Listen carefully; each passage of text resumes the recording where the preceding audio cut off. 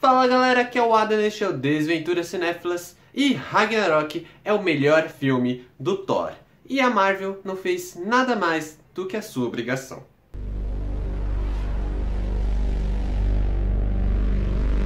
Thor Ragnarok é dirigido pelo Taika Waititi e estrelado pelo Chris Hemsworth, Tom Hiddleston, Mark Ruffalo, Tessa Thompson, Cate Blanchett e Jeff Goldblum.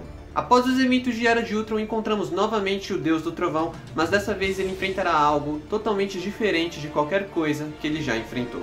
O Thor Ragnarok ele é dirigido pelo Taika Waititi, como eu mencionei, e só isso já dá pra entender bastante. Se você assistiu qualquer filme do Taika, você já entende qual que é a vibe do filme, que é realmente uma comédia assumida. Ele tem uma pegada muito mais parecida, por exemplo, com os Guardiões da Galáxia, do James Gunn, do que com os outros dois Thors que saíram antes. E eu acho que aí reside o maior problema do filme, porque se você pega todas as outras trilogias da Marvel, que já estão completas, como Capitão América e Homem de Ferro, ou as que ainda vão se completar, como o próprio Guardiões da Galáxia e até Vingadores, todas elas têm um certo padrão, têm uma certa tonalidade que tem em todos os filmes. Isso porque em cada trilogia, pelo menos 2 filmes são dirigidos pelo mesmo diretor. E o Thor, infelizmente, segue como aquele personagem que nunca conseguiu encontrar o seu tom certo nos cinemas. Então o primeiro filme é dirigido pelo Kenneth Branagh, o segundo é dirigido pelo Alan Taylor, que é conhecido mais pelo Game of Thrones. Ele traz até uma atmosfera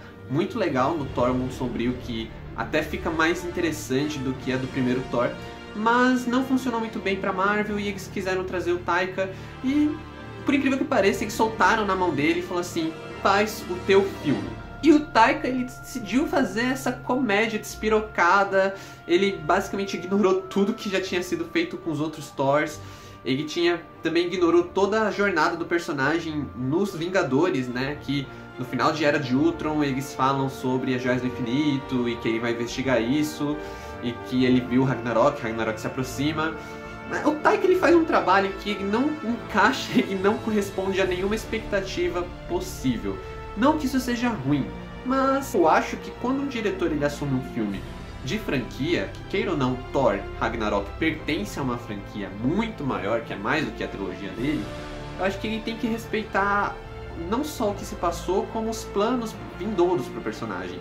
É legal quando o diretor faz um filme autoral, mas eu acho que tem que haver um certo controle aí pra não despirocar, como é o caso de Ragnarok. Felizmente, o lado da comédia do filme aproveita a melhor coisa possível, que é a veia cômica do seu protagonista, o Chris Hemsworth. Eu já falei isso em outros vídeos, e o cara é hilário, e finalmente ele conseguiu mostrar isso aqui, assim, em toda a sua plenitude. Ele é um ator muito engraçado, ele é um ator voltado realmente para comédia. E apesar do Thor dos quadrinhos não funcionar nesse cenário de comédia, o Thor dos cinemas, que já vinha sendo, desde o primeiro filme ele vem sendo trabalhado de uma forma mais leve, funciona bem aqui até. Inclusive, acho que um dos grandes elementos que funcionam bem em Thor Ragnarok é a sua paleta de cores, né? A sua fotografia, que é extremamente Jack Kirby. Eu acho que foi algo muito bem-vindo nesse filme, porque é algo que Guardiões da Galáxia em 2014 fez, de trazer, carregar uma paleta bem colorida, deixar realmente aquela coisa bem quadrinesca, bem louca. E Doutor Estranho, por sua vez, também fez isso. São identidades, né? São coisas que combinam com os seus personagens.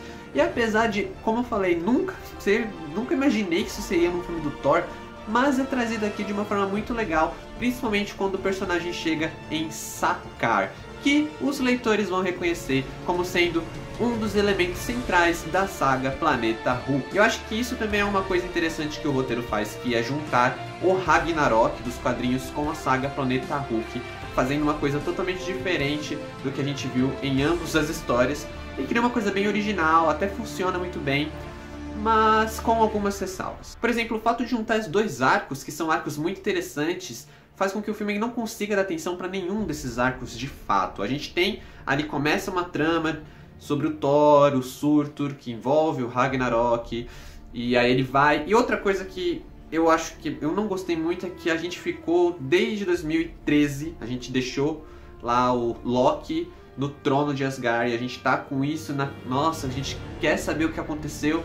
E o Taika resolve essa história numa piada e acabou, eles não retornam pra isso, que é um momento até muito tocante, muito impactante, pra mitologia Marvel, que é a morte do Odin. Eu acho que deveria ter sido trabalhado de uma outra forma e tido mais atenção. Mas como eu falei, como são duas histórias, basicamente, que o filme conta, não tinha como dar tanta atenção pra nenhuma delas. É um grande problema que outros filmes da Marvel também cometem. E aí depois que ele lida com o Loki, né, que vai atrás do Odin, a gente inclusive tem uma ótima participação do Doutor Estranho no filme.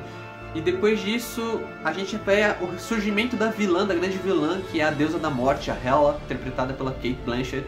E depois disso, a trama é cortada no meio de uma forma bem brusca, quando o Thor é jogado em Sakaar. E aí a gente começa o outro filme, né, que é Planeta Hulk, que é quando o Thor ele enfrenta o Hulk no planeta Sakaar, que inclusive tem a presença do incrível, né, um cara incomparável, ele é muito bom. O Jeff Goldblum também acho que é uma das melhores coisas do filme. Ele e a Cate Blanchett são duas adições maravilhosas que funcionam perfeitamente. E mesmo depois do seu final ali do Thor Ragnarok, eu acho que seriam bem-vindos para retornar a esse universo. Eu gostaria muito de ver mais o Jeff Goldblum como seu grão-mestre.